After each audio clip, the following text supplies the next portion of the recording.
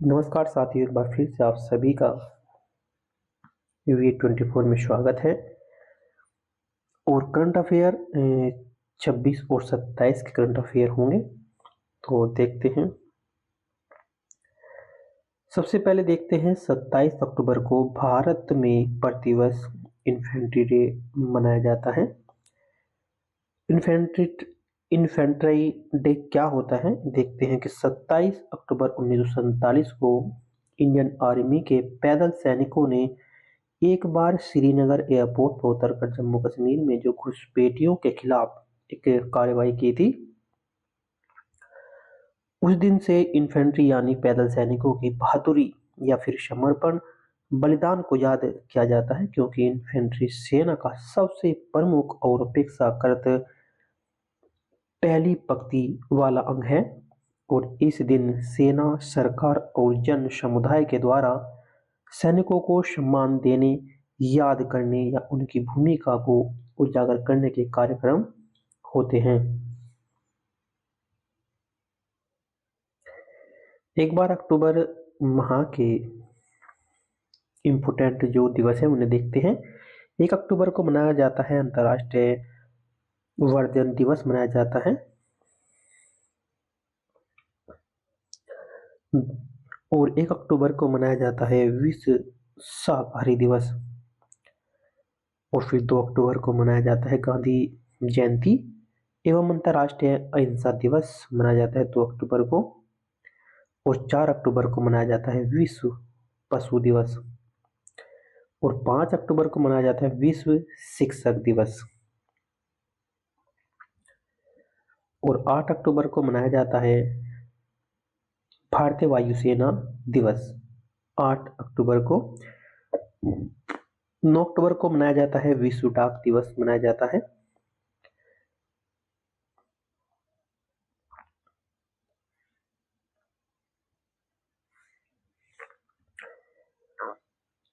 वहीं 11 अक्टूबर को मनाया जाता है अंतर्राष्ट्रीय बालिका दिवस मनाया जाता है। और उसके बाद में 13 अक्टूबर को मनाया जाता है अंतर्राष्ट्रीय आपदा न्यूनीकरण दिवस मनाया जाता है। और 14 अक्टूबर को मनाया जाता है विश्व मानक दिवस। विश्व मानक दिवस से मतलब है उत्पादकों में गुणवत्ता व मानकीकरण का प्रचार।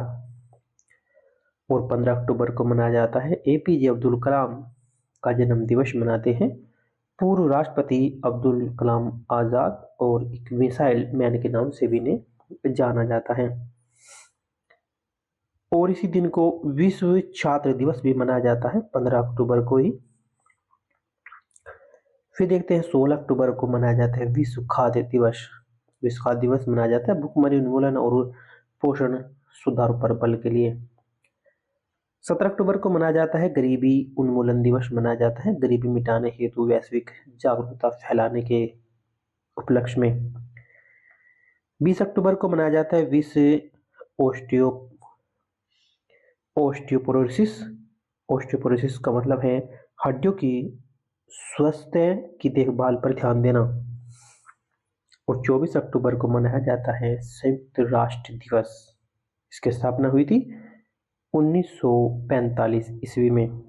और 24 अक्टूबर को विश्व विकास सूचना दिवस भी मनाया जाता है। और वहीं हम 27 अक्टूबर की बात करते हैं। 27 अक्टूबर की बात करते हैं इन्फेंट्री डे मनाया जाता है। और ये भारतीय सैनिक की बहादुरी की याद में है। और वहीं देखते हैं कि 31 अक्टूबर को क्या मनाते हैं, राष्ट्रीय एकता दिवस मनाते हैं। सरदार पटेल की जयंती व देश की एकता का ये प्रतीक है। और 31 अक्टूबर को विश्व शहर दिवस के रूप में मनाया जाता है, शहरीकरण और सतत शहर विकास पर बल। और फिर देखते हैं क्वेश्चन आया है कि हाल ही में रूस ने हाल ही में किस मिसाइल का सफल परीक्षण कर एक चौंकाने वाला एक दृश्य बनाया है। अनलिमिटेड रेंज है उस मिसाइल की, तो उस मिसाइल का नाम है बुरेवेस्टिनिक। मिसाइल का नाम है देख सकते हैं आप इमेज में ही, ये वो मिसाइल है, असीमित इसकी रेंज है, ये रूस ने विकसित की है। रूस ने परमाणु संचालित क्रूज मिसाइल बुरवेस्टनिक का ये सफल अंतिम परीक्षण है। ये परीक्षण पहले इन्होंने 2018 में भी किया था, वो असफल रहा। और ये जो है 2025 में जो इसका परीक्षण किया गया है, सफल परीक्षण हुआ। यह मिसाइल असीमित रेंज, अनलिमिटेड रेंज रखने का दावा करती है और दुश्मन के मिसाइल लक्ष्य प्रणाली से बचने में भी सक्षम है। फिर नेक्स्ट देखते हैं, प्रधानमंत्री मोदी ने 2026 को किस नाम से घोषित किया है? किस नाम से घोषित किया है?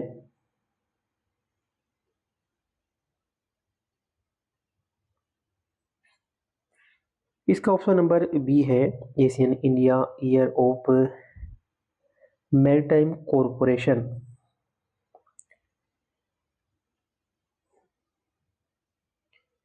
प्रधानमंत्री नरेंद्र मोदी ने आसियान भारत शिखर सम्मेलन में 2026 को Asian Indian year of maritime corporation घोषित किया है। इसका उद्देश्य भारत और आसियान देशों के बीच समुद्री सहयोग, व्यापार और सुरक्षा को बढ़ावा देना।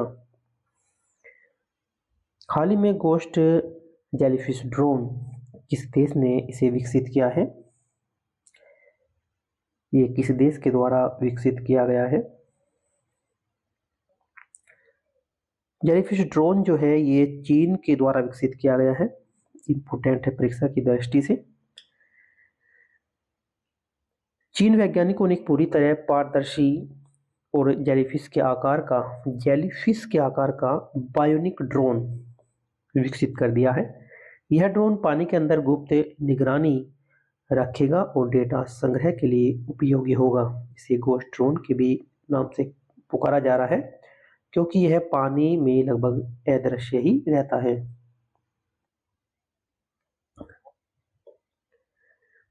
नेक्स्ट है, ग्लोबल पेस प्लेयर फेस्टिवल की मेजबानी कौन सा देश करेगा?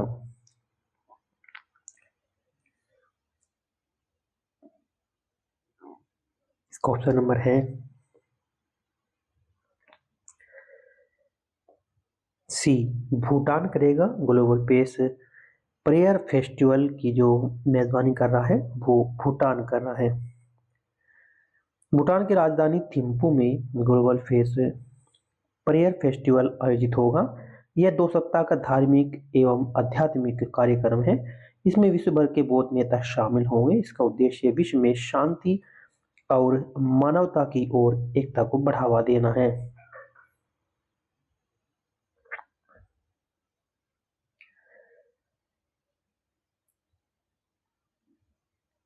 चीन की CR-450 ट्रेन के बारे में हाल ही में चर्चा में रही, क्यों?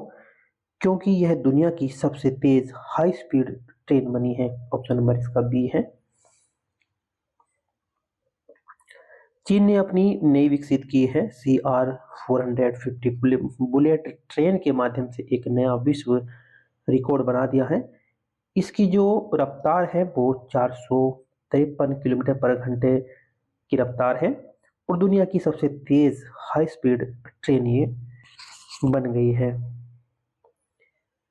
नेक्स्ट है, उत्तराखंड सरकार दिसंबर 2025 से बाहरी वाहनों पर क्या लागू करने जा रही है?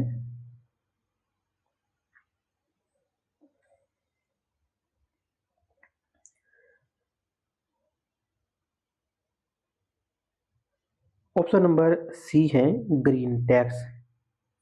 ग्रीन टैक्स शुरू करने जा रही है। उत्तराखंड सरकार दिसंबर 2025 से राज्य में प्रवेश करने वाले अन्य राज्यों के सभी वाहनों पर ग्रीन टैक्स लगाने जा रही है। इसका उद्देश्य है प्रदूषण नियंत्रण और पर्यावरण संरक्षण को बढ़ावा देना है। नेक्स्ट है, ट्रस्ट ट्रेवल प्रोग्राम जो है किससे संबंधित है? ये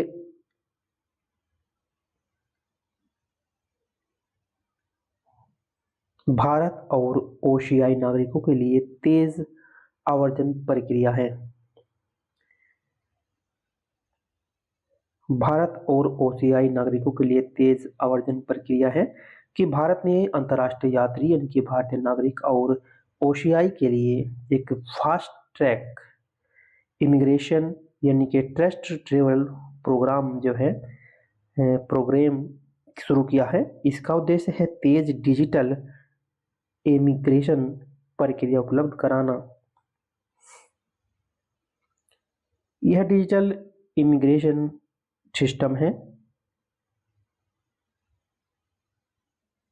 और जो भारतीय नागरिकों और ओशियाई यानी कि overseas citizen of India card धारकों को तेज और आसान पासपोर्ट चेक इमिग्रेशन प्रक्रिया की सुविधा देगा।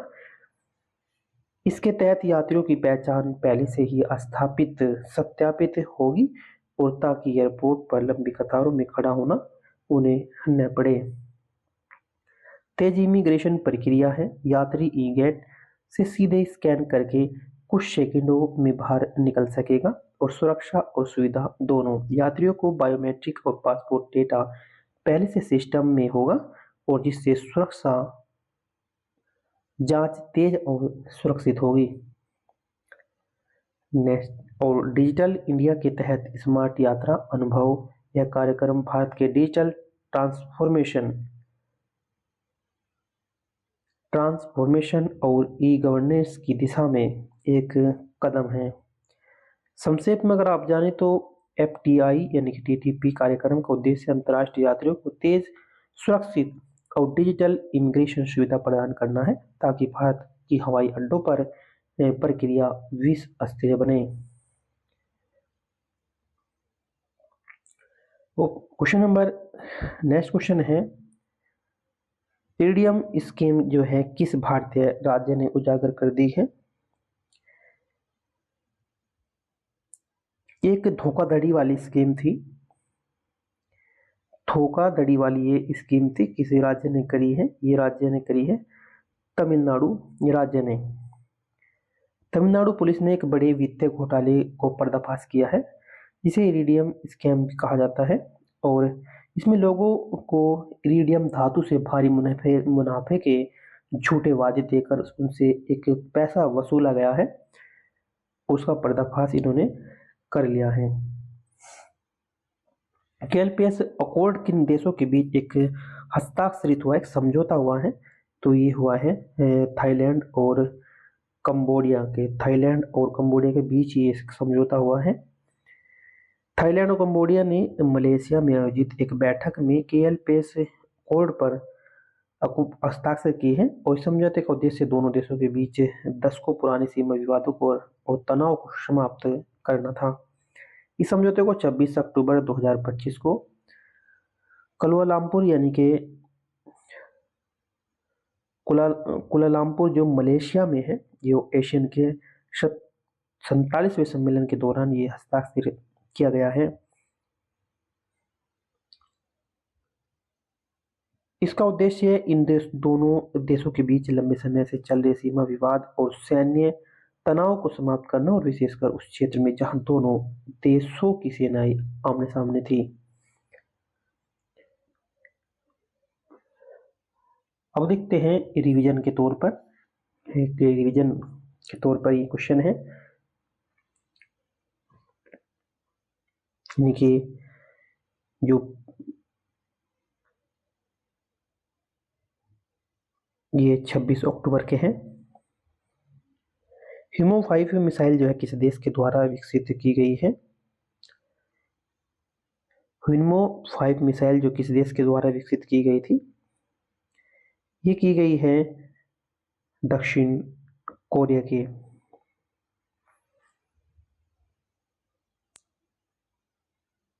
हिनमो 5 जो है दक्षिण कोरिया के द्वारा विकसित एक बैलिस्टिक मिसाइल है। मोनिस्टर मिसाइल किसे कहा जाता है? मोनिस्टर मिसाइल इसे कहा जाता है, यह देश की एक क्षमता को बढ़ाने में एक अहम कदम रखती है।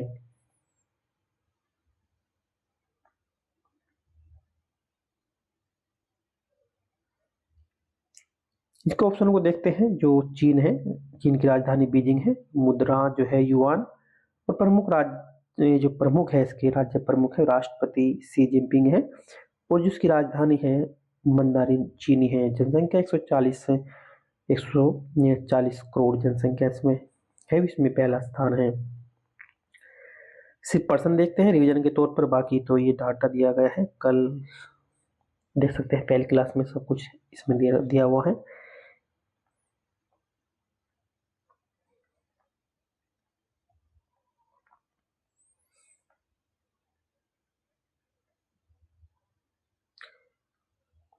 दूसरा क्वेश्चन दिया है, कविन सिरिकिट जिनका निधन हुआ वे किस देश से संबंधित हैं। ये कविन सिरिकिट का जो सिरिकिट जिनका निधन हुआ है वे किस देश से संबंधित है।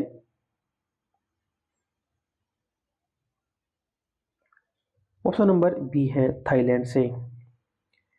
93 वर्ष की उम्र में उनके बैंकॉक राजधानी है थाईलैंड की, और बैंकॉक में उनका निधन हुआ, और उन्हें नेशन की मदर भी उन्हें कहा जाता है। कंबोडिया को देखते हैं। कंबोडिया की राजधानी कंबोडिया की क्या है, फनोम पेन। मुद्रा है रियल, और प्रमुख है राजा नोरोडोम शामोनी, और प्रधानमंत्री है हुनमानेन, और राज्य की जो भाषा है खमेर, और जनसंख्या जो लगभग है 1.7 करोड़। और थाईलैंड के बारे में जाने तो इसकी जो राजधानी है वो बैंकॉक है। मुद्रा है बात, और राजा जो है वहाँ के वजीरलोंगकोर्न है, और प्रधानमंत्री हैं सरिता थाईविशिन, और राज्य की जो भाषा है थाई है। जनसंख्या 7.1 करोड़ है। राजनीतिक व्यवस्था की बात करें तो संवैधानिक राजतंत्र है। मलेशिया, इसकी राजधानी कोलालमपुर है, और प्रशासनिक राजधानी जो है पुत्रजया है, और जो मुद्रा है रिंगित इसकी मुद्रा है। प्रधानमंत्री है अनवर इब्राहिम, और राज्य की भाषा मलम है। जनसंख्या इसकी 3.5 करोड़ है।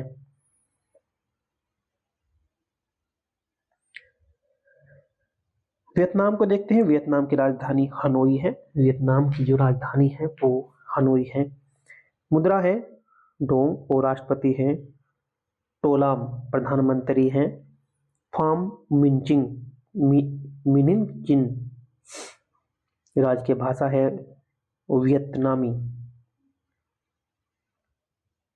जनसंख्या इसकी लगभग 10 करोड़ है। राजनीतिक व्यवस्था की बात करें तो एक दलीय साम्यवादी गणराज्य है। नेक्स्ट है रिलायंस और मेटा ने किस क्षेत्र में संयुक्त एक उद्यम बनाया है, जो है आर्टिफिशियल इंटेलिजेंस एआई में जो है इन्होंने उद्यम बनाया है।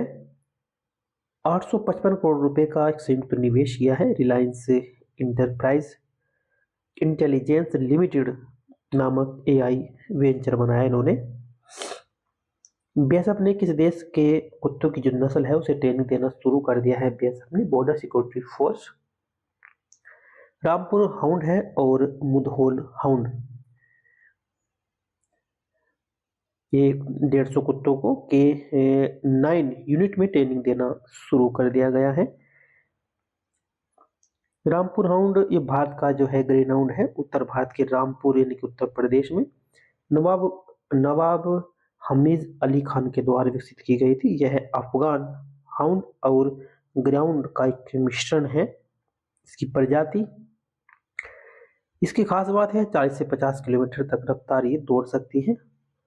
सूंघने की जो अक्षमता है वो काफी अधिक है। ट्रैकिंग और अपराधियों को पकड़ने में बहुत ही बुद्धिमान और अनुशासित की बात करें तो आदेश जल्दी समझ लेते हैं। ये नस्ल के जो डॉगी हैं निष्ठावान और बहादुर हैं। अपने प्रशिक्षक और टीम के प्रति ये बेहद वफादारी है। गर्मी सहन कर लेते हैं क्योंकि भारतीय जलवायु में अनुकूल विदेशी नस्लों की तरह बीमारी नहीं पड़ते। उपयोग क्या करते हैं, पहले शिकार के लिए होता तब सेना व पुलिस में निगरानी, सुरक्षा और बम खोज में भी उपयोगी है। मुधोल हाउंड भी इसी तरह का है, कर्नाटक का है, ये कर्नाटक का गौरव है। कर्नाटक के मुधोल क्षेत्र में ये विकसित की गई एक नस्ल है। खास ये है कि लंबी दूरी तक ये दौड़ने में सक्षम है, बहुत तेज और सहनशील है, तीव्रदृष्टि शक्ति रखता है, दूर से खतरे को पहचान लेता है, कमांड समझने में तेज और अनुशासित है और कम देखभाल में भी स्वस्थ रहता है।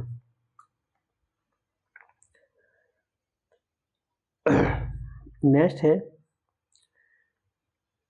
ड्रीप फ्रीजिंग के खिलाफ चेतावनी किस मंत्रालय के द्वारा ये दी गई है? उपभोक्ता मंत्रालय के द्वारा दी गई है।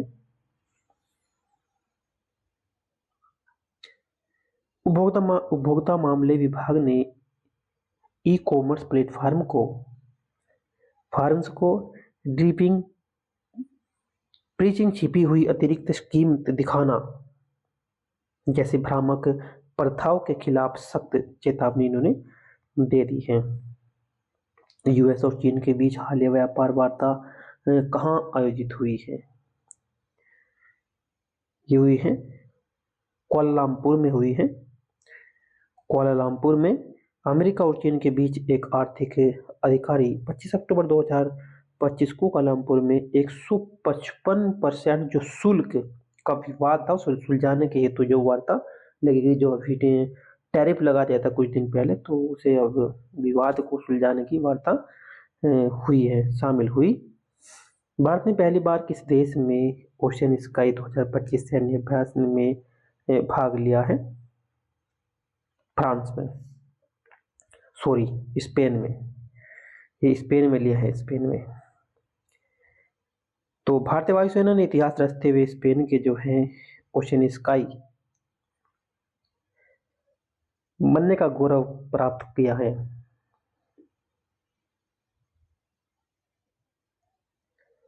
नेक्स्ट है कोलंबिया के राष्ट्रपति पर अमेरिका ने प्रतिबंध क्यों लगाया? ये लगाया है ड्रग नियंत्रण उल्लंघन पर। अमेरिका के वित्त विभाग ने कोलंबिया के राष्ट्रपति गुस्टावो पेट्रो पर और उनके परिवार पर 24 अक्टूबर 2025 को एंटी ड्रग ऑर्डर के तहत प्रतिबंध ने लगा दिया है। अब देखते हैं ये खास था प्रश्न, ये 24 अक्टूबर को कौन सा अंतर्राष्ट्रीय दिवस है मनाया जाता है? 24 अक्टूबर को कौन सा अंतर्राष्ट्रीय दिवस मनाया जाता है? ये था संयुक्त राष्ट्र दिवस मनाया जाता है। इसकी स्थापना 24 अक्टूबर 1945 को हुई थी। इसका उद्देश्य होता है अंतर्राष्ट्रीय शांति, सुरक्षा और सहयोग को बढ़ावा देना। मुख्यालय इसका न्यूयॉर्क में अमेरिका में है। आधिकारिक भाषा इसकी छह भाषा है। अंग्रेजी, फ्रेंच, स्पेनिश, रूसी और चीनी और अरबी। सदस्य इसके वर्तमान में 193 सदस्य है। संविधान में इसका जो नाम है यूनाइटेड नेशन है, चार्टर, संयुक्त राष्ट्र चार्टर इसका नाम है। हस्ताक्षर कब हुए थे? 26 जून 1945 को सैन फ्रांसिस्को सम्मेलन में यूएसए में ये हस्ताक्षर हुए थे। 26 जून को लागू हुआ था 24 अक्टूबर 1945 को। इसका उद्देश्य जो होता है, वो अंतर्राष्ट्रीय शांति और सुरक्षा को बनाए रखना, देशों के बीच मित्रता या सहयोग बढ़ाना इसका मकसद होता है, और मानवाधिकार एवं मौलिक स्वतंत्रताओं को प्रोत्साहन करना है। गरीबी, भुखमरी और असमानता के समाप्त करने के लिए एक अंतर्राष्ट्रीय सहयोग भी देता है। संयुक्त राष्ट्र संघ के अंग है, यानी कि संयुक्त राष्ट्र के प्रमुख अंग क्या है? इसके 6 अंग हैं। पहला अंग है महासभा, इसका मुख्यालय न्यूयॉर्क में है। 193 सदस्य इसमें है। इसका क्या है? सभी सदस्य देशों की सामान्य बैठक नीति निर्धारण करना इसका कार्य होता है। सुरक्षा परिषद, इसका मुख्यालय का सुरक्षा परिषद न्यूयॉर्क में है। 15 सदस्य हैं, 5 स्थायी और 10 अस्थायी है। विश्व शांति बनाए रखना इसका कार्य है। तीसरा इसका जो अंग है वो है आर्थिक एवं सामाजिक परिषद, न्यूयॉर्क में इसका मुख्यालय है और 54 इसके देश है। आर्थिक सामाजिक विकास सहयोग कार्य है इसका। चौथा है अंतर्राष्ट्रीय न्यायालय। अंतर्राष्ट्रीय न्यायालय से मतलब है हेग, नीदरलैंड में इसका मुख्यालय हेग में, और 15 न्यायाधीश हैं। देशों के बीच अगर विवाद हो जाए तो उसे निपटारा करते हैं अंतर्राष्ट्रीय न्यायालय। ट्रस्टीशिप परिषद न्यूयॉर्क में इसका मुख्यालय है, अब इसे निष्क्रिय कर दिया गया है इस अंग को 1954 से। और छठा है सचिवालय, इसका मुख्यालय न्यूयॉर्क में है, संगठन प्रशासनिक कार्य को संभालता है। तो ये थे 26 और 25 के करंट अफेयर क्वेश्चन। एक बार रिवाइज करें जो परीक्षा की दृष्टि से उपयोगी होगी। तो आज तक के लिए इतना ही। जय हिंद, जय भारत।